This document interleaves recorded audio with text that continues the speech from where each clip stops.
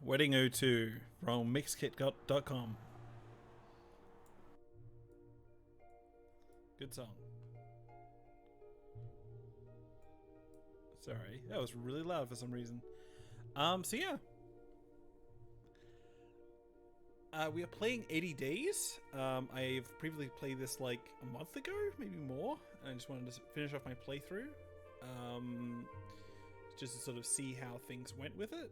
I temporarily, I started up momentarily. I started up a second ago, and as soon as I started it up, it immediately started ticking the clock, and so I got nervous, so I shut it down. So, yeah, I can vaguely remember what happened. I remember it was a very long stream. I thought I could finish it in one go. Didn't really pan out that way because I've been exploring a lot. But from what I remember, I've been to a bunch of different places. I'm not sure what day it is. But I had traveled through the Arctic. I found a secret city that was really cool. I snuck out on some kind of an airship. I also had traveled through the Arctic to get to this city, and a lot of my crew had died. I'd missed out on a romance opportunity. A lot of bad things had happened.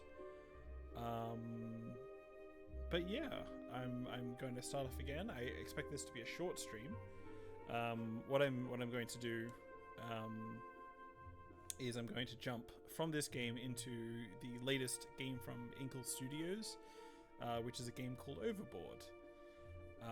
So I'll describe that when we get to it. But yeah. So before I start, be sure to check out my YouTube channel, which is Minor Lenahan on YouTube.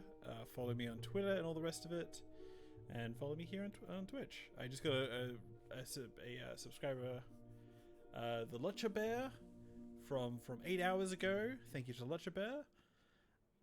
From Cole's stream. Shout out to Cole. Ice Cold Brew. But yeah, I'm just gonna jump into it now, and we'll see how it goes. Oh, this is gonna be a nightmare. Okay. Let's play it. It'll do its thing. I'll turn on the audio, go over to the PC, adjust my game capture.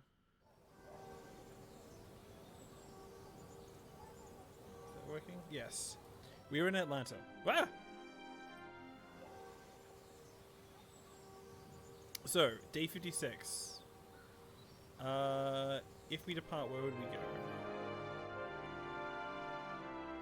When does this leave?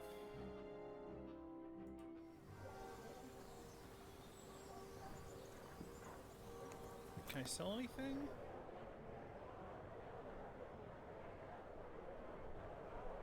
Where am I off to?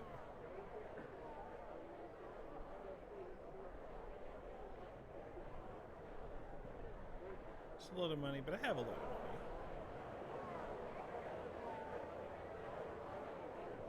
I'm not going to Lisbon, I don't think. Okay. Let's close the luggage. If I depart, if I click on Washington, if I negotiate, in 3 days. Alright, I guess we're gonna just chill out here for a while.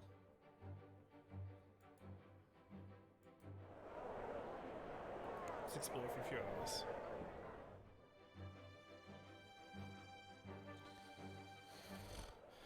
Atlanta, at the heart of Georgia, is a busy city with construction on every corner.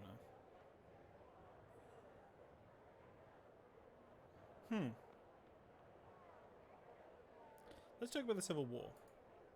Civil War had plainly left its mark, with bullet-hole bricks commonplace. It had been from here that Major William Tecumseh Sherman had begun his march through enemy territory to the port of Savannah, burning and wrecking whatever stood in his way. But still I marveled at how the place was healing. No doubt the rebuilding would take many years yet, both inside people's hearts and out. Certainly the passers-by I saw seemed to float around with heads stooped? I think it's stooped, uncertain with their status as a developing city. We may not be much to look at today, mister, declared Stanley Goodman, owner of Goodman's and Goodman's, a curious hardware store, bakery, and bookshop in which I stopped to buy something for lunch. But in a few years' time, we'll be the state capital. After that, who knows? Do you wish to take over the federal government, perhaps? And to what do you attribute Atlanta's great success? I won't lie to you, mister. Being burned to the ground helps put things in perspective. From here, we're building up and together.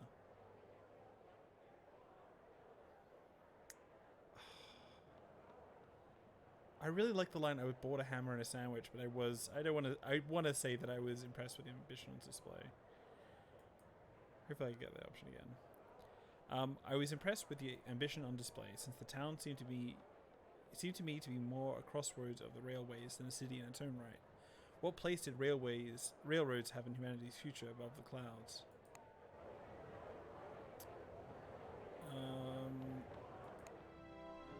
How long will it take me to get to Miami?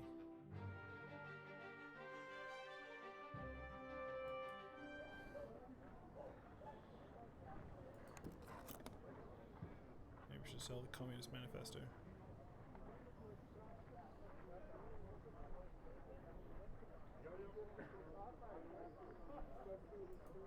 Let's stay at the hotel. We're making good time. With the last light of the evening, Monsieur Fogg has done a great job. Monsieur Fogg nearly died in the Arctic. Let's just continue. I spent a while talking to the hotelier to find out what I could, hearing from him that the Winnipeg and Duluth Railway from Winnipeg connects in Chicago with a rail journey to Atlanta. The most interesting snippet. I'm in Atlanta. What are they talking about?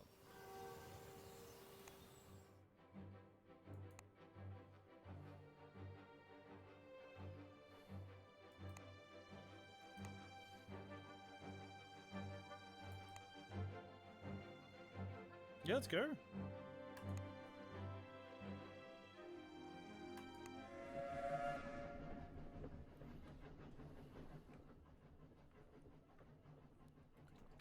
We boarded a fast new train called the Piedmont Airline for the trip to Washington. The countryside rolled past like an England built on a massive scale. Where trees grew, they formed forests. Where fields stretched, they seemed to carpet the whole world. Ugh. America was clearly big. One could perhaps spend 80 days simply traveling its length and breadth and admiring the view. A sequel. Converse. Greetings, Monsieur Lagarde. Tickets, please. To Washington. What can you tell me of Washington? My childhood sweetheart once took the Paul Revere from Washington to Ponte Delgado.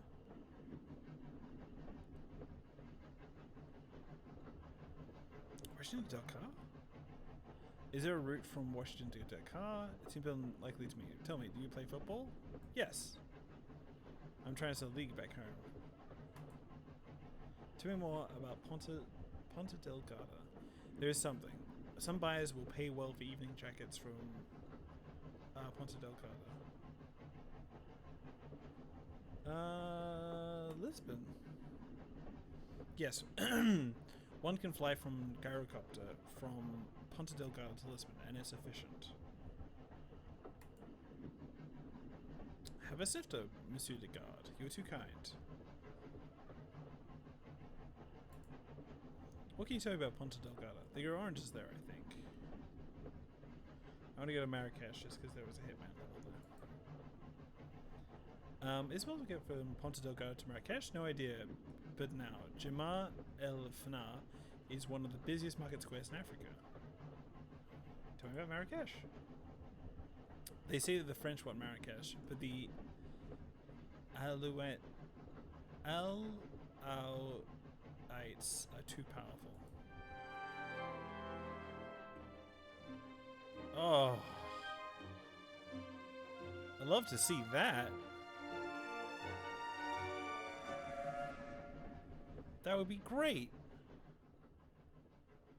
The train was as fast as advertised, and we arrived in Washington in short order and without incident. Can I go immediately?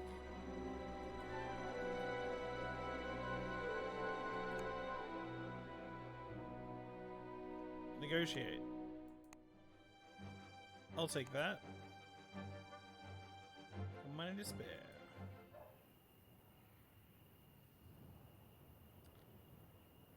Where am I going? Tomorrow at 4 p.m. So I get some time to explore Washington.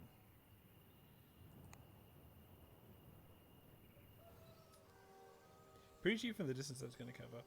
Yeah. I don't know, like how the money conversion goes. But yeah, this is like 1880 something, 90 or something. People were somewhat wary of Monsieur Fogg as we roamed the streets of Washington. Several buildings had not yet been rebuilt since the burning of the city by English forces in 1812. Are they scared of the English? It seemed an overprotective reaction. I could understand it. Remember the terrible feeling of being under attack from my own time during the siege of Paris. Still, not everybody was cold. A few people were out to make a quick buck. As is right and proper. What's the Canadians? House it says, well, the Canadians, strictly speaking.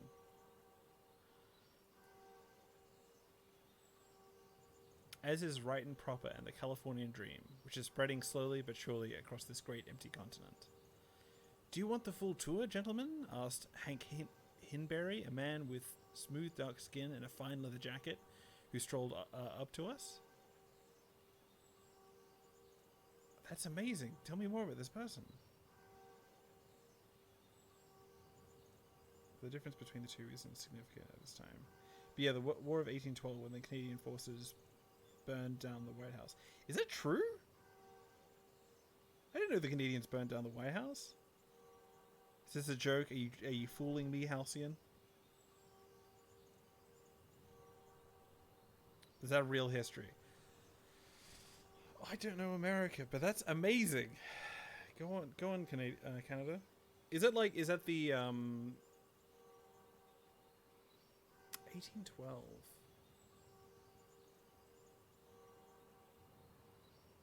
Was it in Virginia then? I can't remember.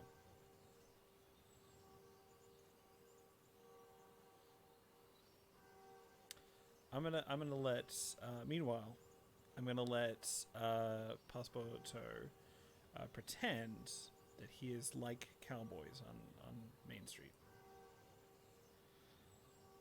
As though we were cowboys on his main street at the strike of noon. Oh, I think he's thinking that we're fighting him. We're not.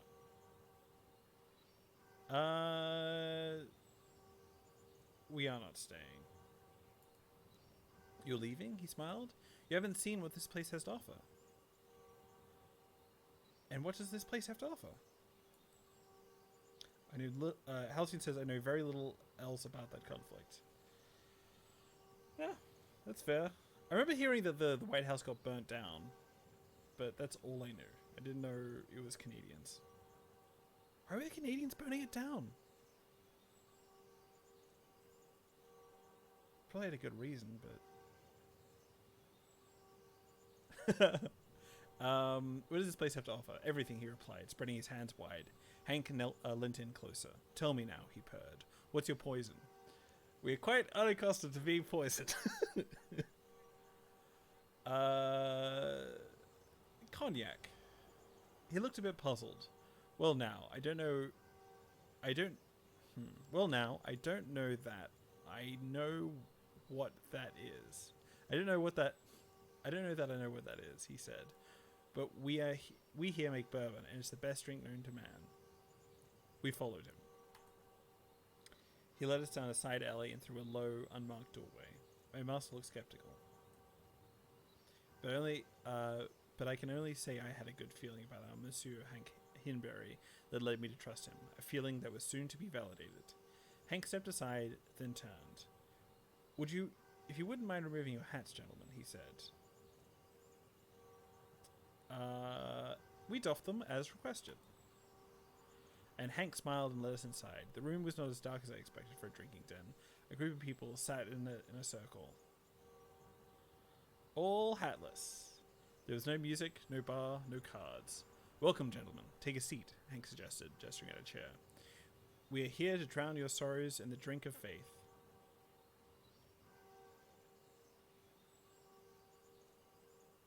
This seemed a most curious place indeed. You have to take your hat inside. It's like having an umbrella inside. Halcyon, for context, says, hatless, the barbarism. I kind of want to go through this whole situation without knowing what's going to happen. This seemed a most curious place indeed, and not all what I had expected from Monsieur Hinbury. One of the unhatted number looked up and smiled, just to Monsieur Fogg, patting the seat next to her. What could he do? His gallantry forbade him to decline the invitation. Hank led me to another chair. We are praying, monsieur. Won't you join us? I sat down, not quite sure what to expect. Monsieur Fogg was already accepting a Bible from the lady next to him. Our particular mode of worship, Hank continued, is to sing our hearts out to the Lord. If you don't know the words, that's no problem. You'll feel them from your heart soon enough, I'm sure.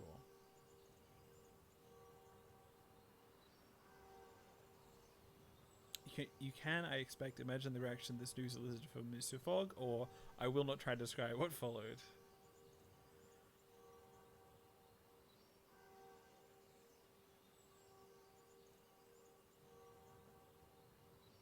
I am interested in singing badly. I will not try to describe what it followed. I am accustomed to the Catholic tradition. Choirs sing ethereal songs in high Latin accompanied by sonorous organs and the chiming of mysterious bells. The singing in which we joined here was most different, but there was no way out. We had been trapped most effectively. Monsieur Fogg began with a mumble. I could not meet my master's eyes. Monsieur Fogg began with a mumble with the expectation that this is going to go into just all out. But the lady to his right patted his hand and told him not to be shy. As ever, he could not say no. He opened his mouth and he sang. If one could call it that. His mouth opened wide, his eyes closed, and there issued a noise like a foghorn splitting a heavy sea mist, low, booming, and thoroughly toneless.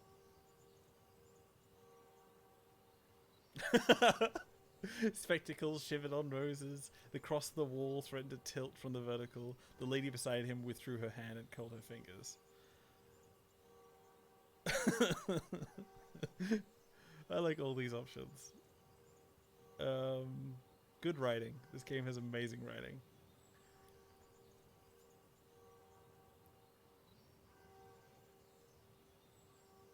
The cross of the wall threatened to tilt from the vertical. No, spectacle shivers on noses. It was a truly revelatory experience. After the service was done, there was tea and pie, which I found somewhat restorative, and finally we were allowed to leave. Remember what you have witnessed here today, Hank called to us as we bid him farewell.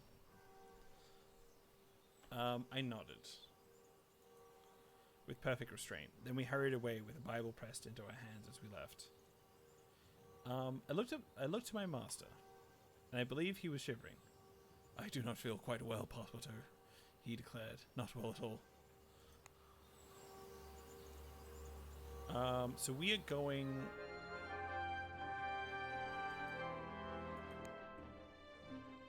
When is this leading?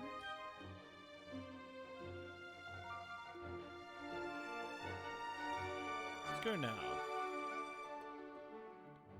Yeah. Rough skies. Dope. We have gone through the Arctic. We're fine. Who is Paul Revere? I remember him being a big deal in America. I don't know why. Listen, my children, you shall hear how we boarded the Paul Revere for the ride. Forgive me, friends. To the tiny farming island of Ponta Delgada. in the middle of the Atlantic Ocean. I stopped the navigator to ask why such a large ship went there. Paul Revere is a messenger with excellent PR. Is he the guy who died? He was like yelling out that the English was here or something, and then he got shot. I don't know. I stopped the navigator to ask why such a large ship went here, and he nodded sagely. Refueling, came the reply, and it's a lovely place with it. A fair answer. We would not want to fall from the sky. I mean, he's dead now. Yes. Paul Revere is hopefully dead, although maybe vampire. I'm at your service, Monsieur Falk. My excellent valet. Journey. How should we cross the Pacific, Monsieur? There are many options, but which one we will choose will decide our routes across the Americas. What have you learned about Ponta Delgada? I met a woman who designed parts for the 6 of 1 from Ponta Delgada to London. Did you discover anything in the paper about London? I have nothing against you personally, Passepartout, but I rarely talk to servants. Fuck you. Can I just go straight to London? Fuck yeah. We are out of here. It occurs to me, my master remarked, as idly as one could imagine, that we are aboard a long-distance airship which is not bound for London. But close to London. Monsieur. We could be closer, he replied, turning his attention to his cravat. I found my way to the bridge to discuss the matter with my friend, the navigator. You want us to go faster, the navigator said? Is that it? If you can.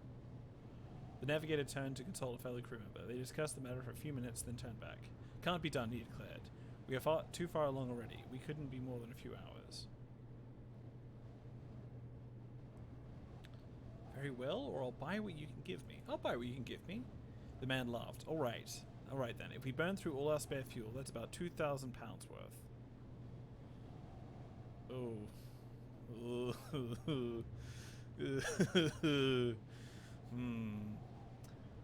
We should be able to arrive about 7 hours earlier.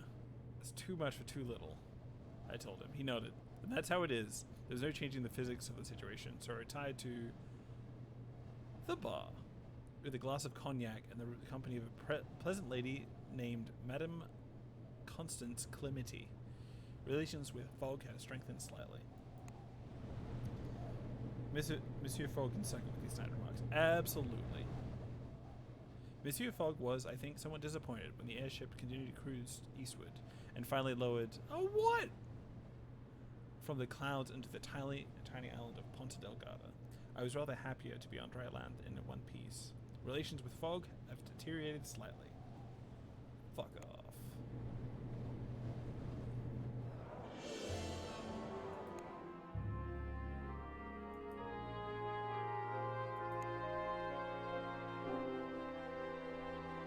Okay, that's good.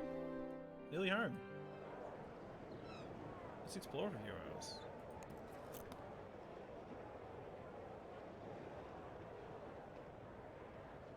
I need this shit.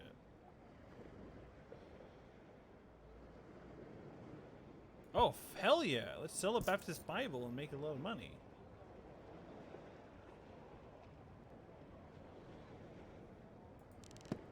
Can we explore? Oh, I could afford that fuel!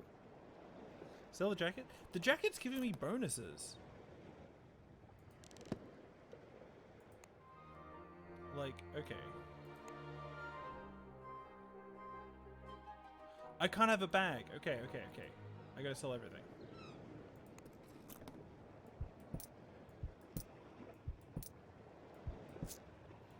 Goodbye, everything.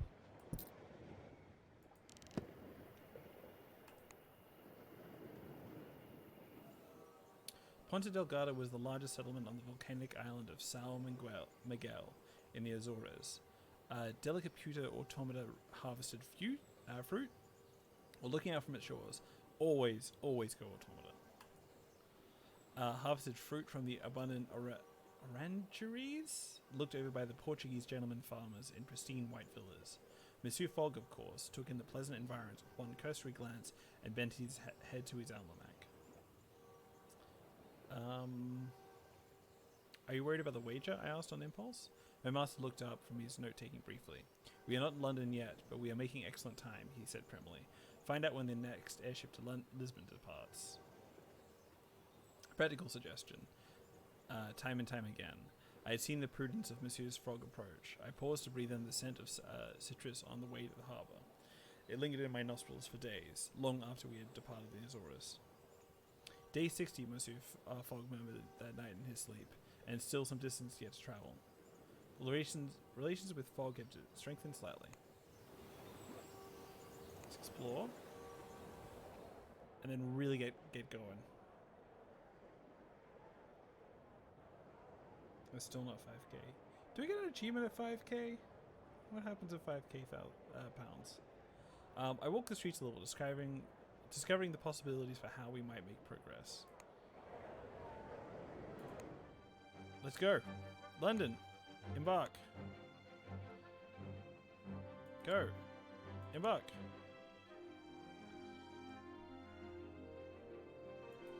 Embark. What? Oh. Oh, I misunderstood.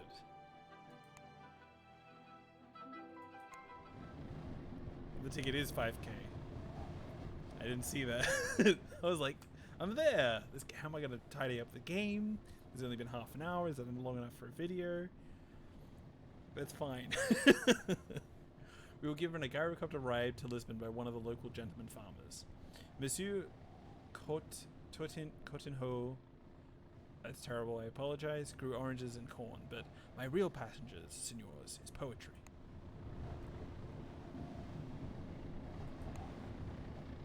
Greetings, monsieur. It is a pleasure to fly with someone so cultured. We are very interested in Lisbon. My mother saw the opening of the Madre de Deus from Lisbon to London. Tell me about this London. I found your accent confusing. Now anyway, have you ever written a novel? Yes. A minor one. You should write another about your adventures. What can you tell me about London? You have lost me, friend. Is there a route from London to Porto Novo? I think you're out of luck there. Is it possible to travel from London to Quebec? Excuse me, I must go now. What was that? Yes. Let's comb our friends. Do you know, remarked Monsieur le Pilot, that Antero de Quintal was born in Ponta Delgada, only 2 streets from my own birthplace?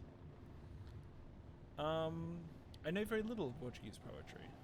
Oh, I do not know de Quintal, I admitted. He mostly writes sonnets. I'm a great admirer, but I must admit I prefer the modernity of Baudelaire and Rimbaud to the current taste for romanticism. And you? I thought for a moment. Baudelaire, for he understands Paris. Verlaine, for he knows the pull of the unfamiliar. And actually I'm a devotee of Swinburne. Verlaine. Halcyon says, well, now I'm sad that you sold the Communist Manifesto. I didn't sell it. I distributed it. You know, all those big white villas and these poor automators working their fields. Now they have a Communist Manifesto.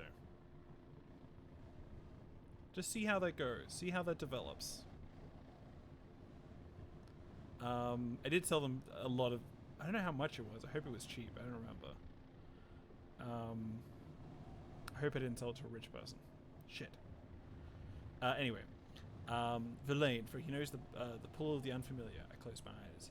J'avoue des archipels sidéraux et des îles dont les seas délirantes sont ouvertes aux voyageurs. I am very bad at French. Enjoy that. Monsieur Coutinho translated. I have seen sidereal archipelagos. I don't know if I said that right. And islands whose delirious skies are open to the sea wanderer. Yes, I can see why it appeals. The gyrocopter began to bank as I saw the coastline on the horizon. Lisbon rose up along a gentle hill, a sea of gaslit, whitewashed buildings, church spires, and snaking tramways set on the Iberian Peninsula. Verlaine's into Cthulhu, got it. Who is... Can you Google who Verlaine is? I don't know who this is. That's like the vibe I got. But like, I kind of liked it because that's what traveling is like often, more than it's like Cthulhu stuff, but yeah.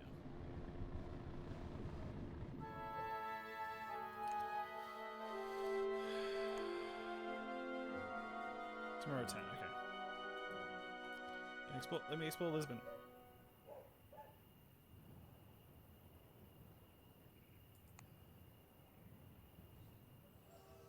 Paul-Marie Verlaine was a French poet associated with the Symbolist movement and the Decadent movement.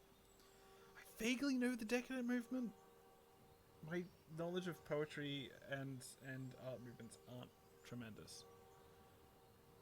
I was kind of into the Surrealist movement briefly,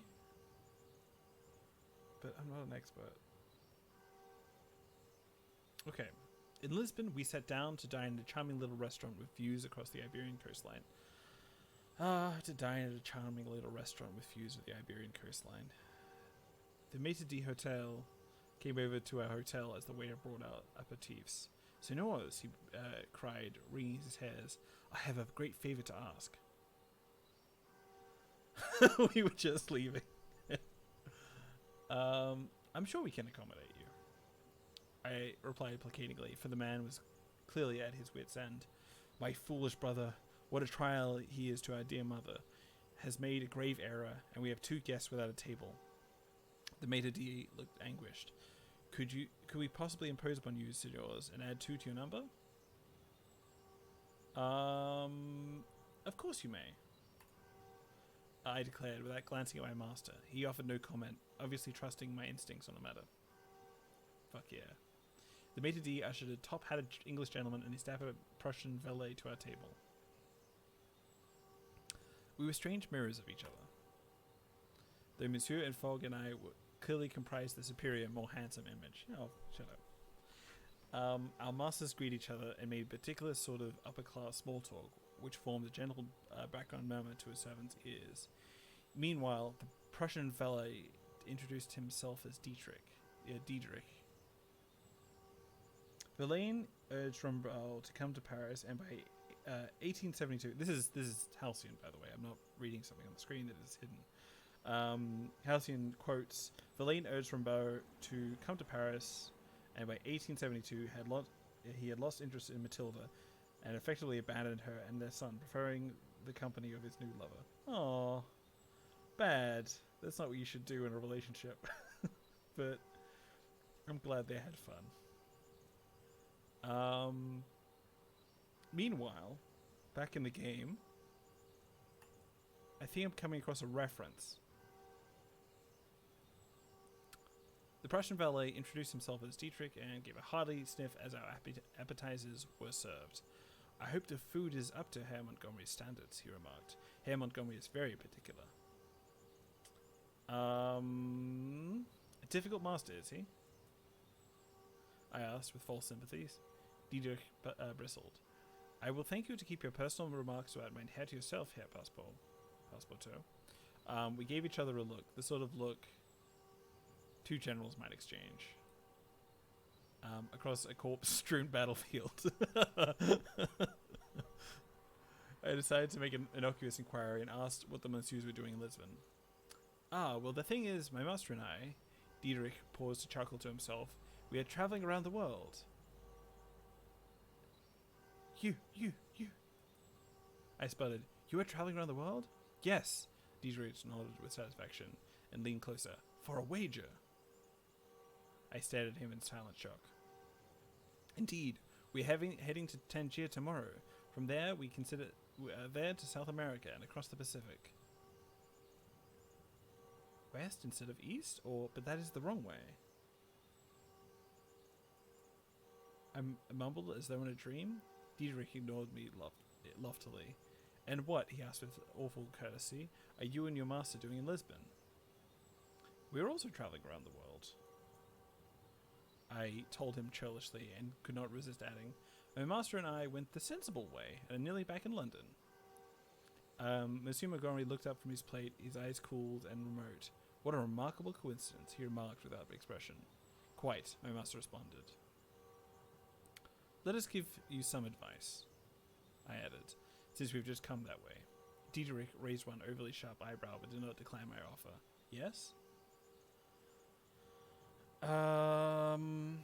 Don't buy too much expected to sell elsewhere. Markets abroad never pay well, or sleeping rough is considered perfectly safe in most of the world.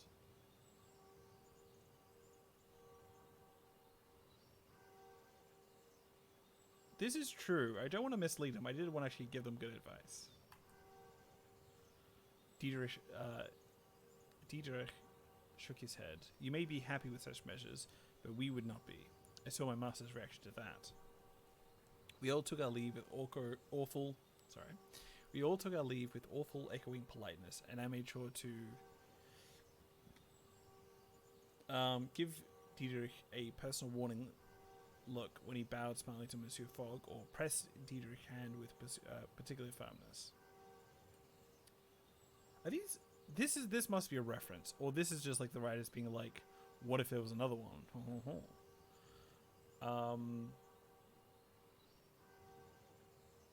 So I made sure to give Diederik a warning look when he bowed smiling to Monsieur Fogg.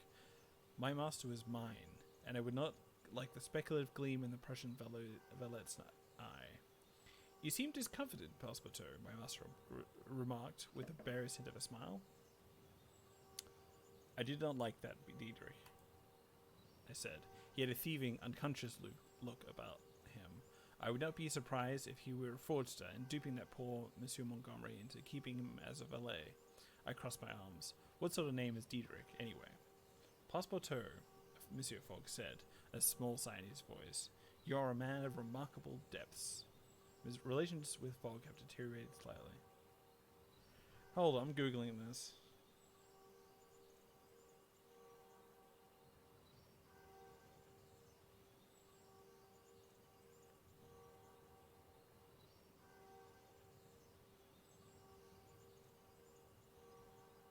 What is this about?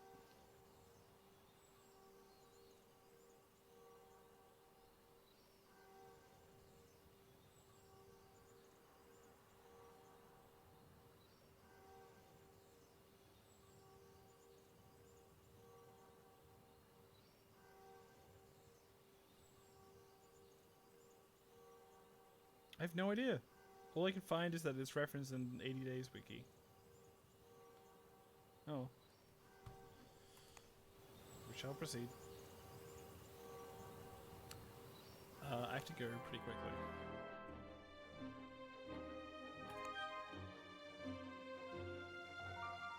Let's roll. We left Lisbon aboard the Madre de Deus, an old Torres Quevedo airship with a belly full of Algarve oranges and early season cherries. The smell of ripe fruit would no doubt tantalize me, but even the juiciness could not turn my eyes from the prize. The juiciness could turn my eyes from the prize. The smell of ripe fleshed fruit would no doubt tantalize me for the duration of our one-day journey to London.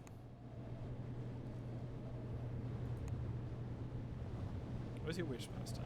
All is well with you, I trust? There are still a few days left to us.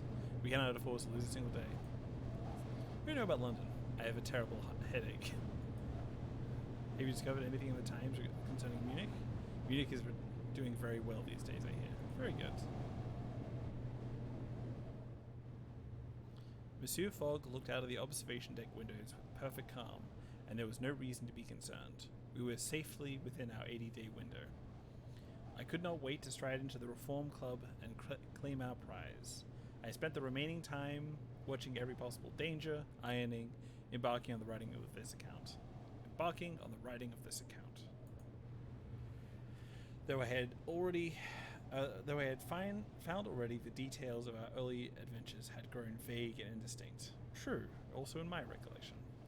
We tethered at the airship dock in Hyde Park and felt for the first time in 61 days the feel of English soil under our shoes. At long last, we had returned to London, and a good time to win the wager. Relations with Fogg have strengthened slightly.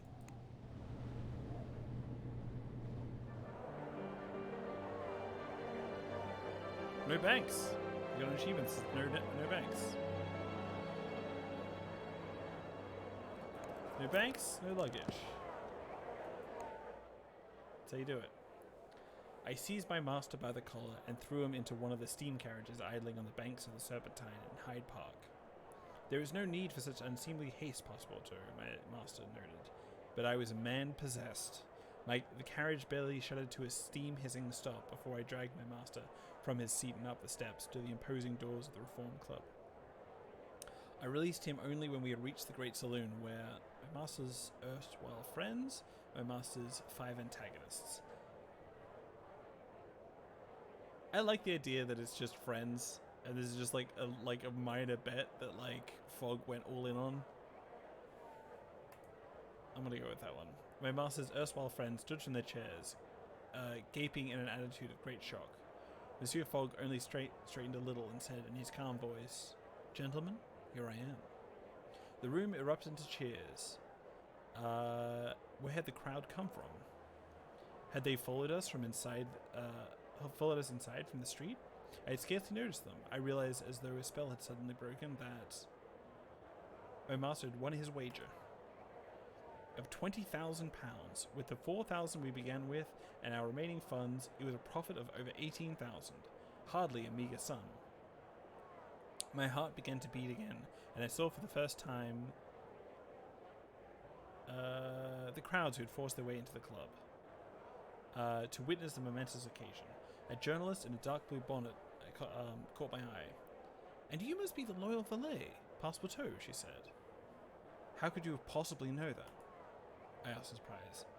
A journalist knowing a name? Impossible.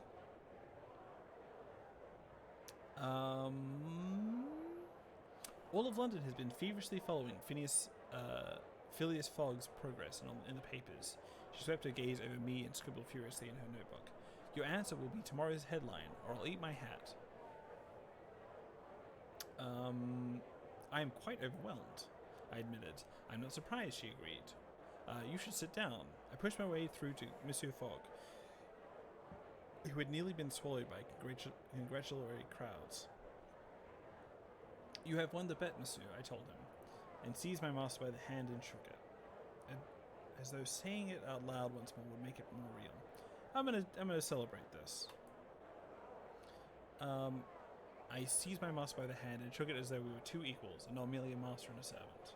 Monsieur Fogg pressed my hand warmly and did not remark even once upon the impropriety of my gesture.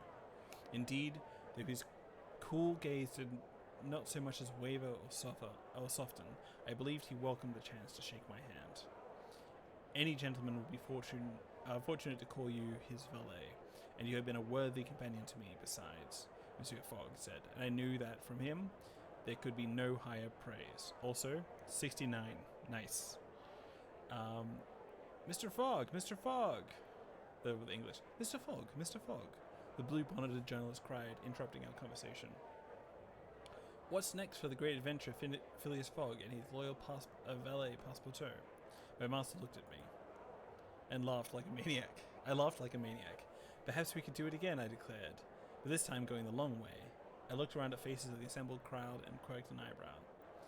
"Anyone care to make a wager?" Monsieur Fogg refrained from rolling his eyes. "I believe," he said, with great deliberation, "that tonight I will have supper and go to bed. Come, Passepartout. It grows late." "Yes, Monsieur Fogg," I said and frowned. It's Christmas Day. Your journey around the world is complete. Celebrated Englishman Phileas Fogg wins round the world wager. Journey completed in 61 days, despite the sheer size of the world and a near-fatal polar expedition.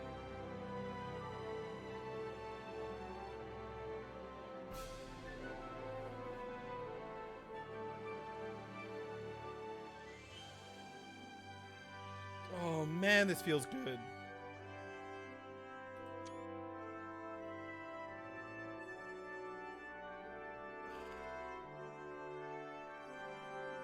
Man. Nice. That's incredible. This game is great.